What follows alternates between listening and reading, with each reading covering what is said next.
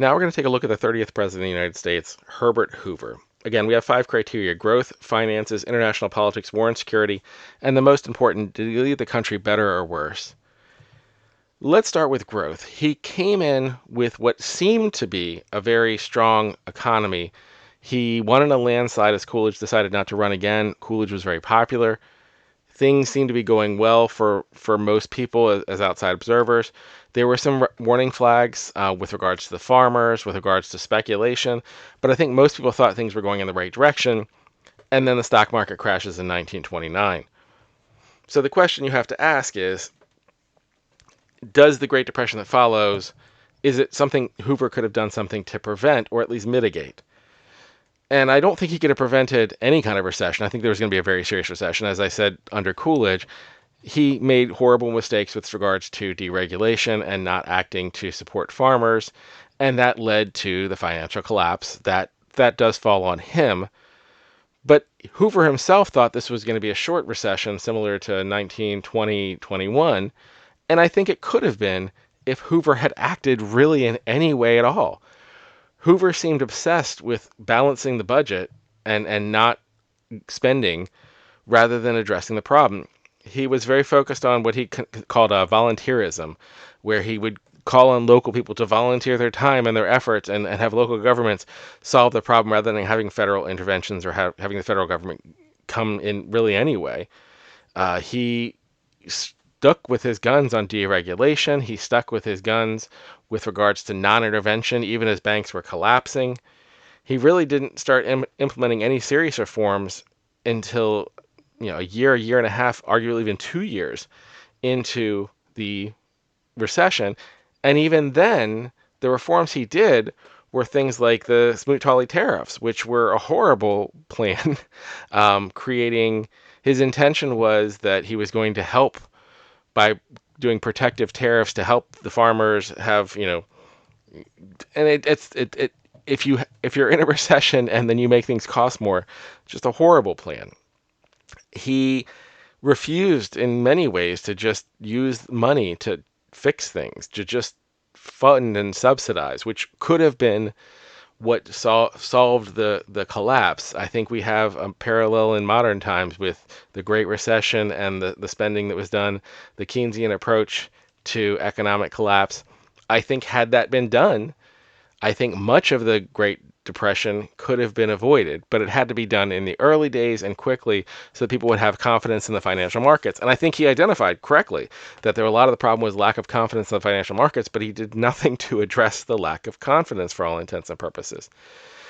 In fact, he also, I think, made things worse with his willingness to scapegoat. I think when people talk about Hoover, they talk about Hoovervilles and the unemployment crisis and all that kind of stuff. He was also more than willing to scapegoat. His mass deportation of Mexicans, and this is, again, we're not too far. We're less than 100 years at this point from the Mexican War, where this land was Mexico.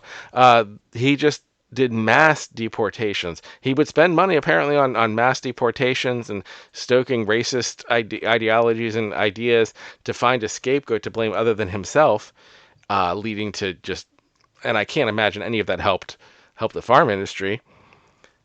All of this was done in such a way, in such a ham-handed way, that I can give him no credit. And I think Coolidge does deserve criticism for having the laissez-faire deregulatory time period, but I think way too much is focused on the things Hoover did later, which people will point to as like, oh, well, that was the cause of the Great Depression. In 1931 and 32, he did the X, Y, and Z. Well, he did X, Y, and Z in 1931 and 1932 because the doing nothing, the waiting for the market to correct itself didn't happen and things were spiraling out of control.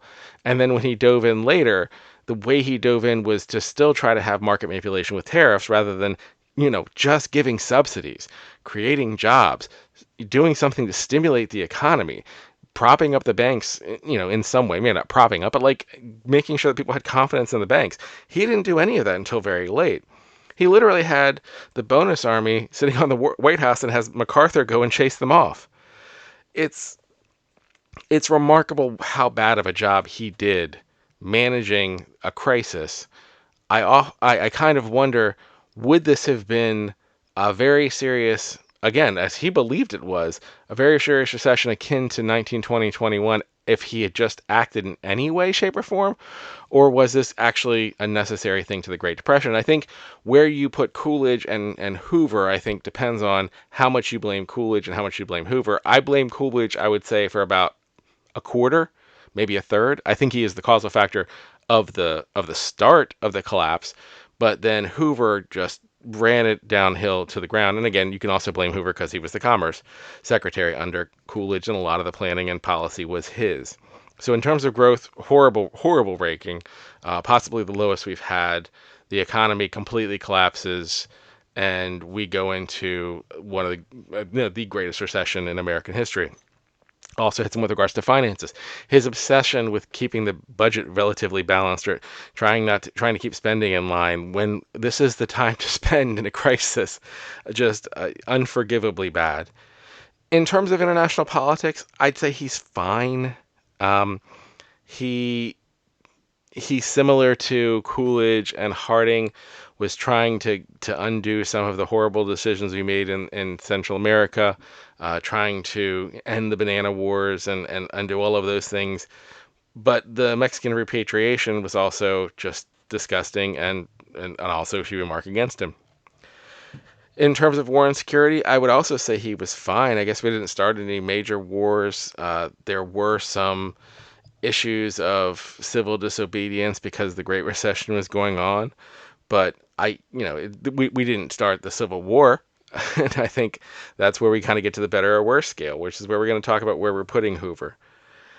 When you look at Hoover and you compare him, you have to go down near the bottom. So we're going to start at the bottom, and I'm going to see how much farther up he goes. Is he worse than Buchanan? No. Buchanan led America into the Civil War. I would say he's not worse than Talyor. I think Talyor did many things that reset our system to a direction where we were now on a clear path to not specifically the Civil War at that moment, but when he left, I think we were on the brink of a war with two countries, one with Mexico and one with Great Britain. Polk narrowed it down to one war instead of two. And then Andrew Johnson, one of the worst presidents in terms of civil rights, completely ended Reconstruction. I don't think he's worse than any of those three. That brings us to Franklin Pierce. And I think this is where I would say the Franklin Pierces and the Millard Fillmores of the world are people who I think did not do a good job rising to the moment that was there. But I don't think that the moment was created by them. I don't think it was entirely their fault that they didn't rise to a very difficult moment that they were handed. They were handed a very difficult situation that they did not manage. Hoover was handed a very difficult situation that he created and then made it significantly worse with all of his actions. I think Pierce and Fillmore, I think, made mistakes. I think Hoover made worse mistakes. So I'm going to put him at 27th. Just an awful presidency, did an absolutely horrible job, and I have nothing else to say positive.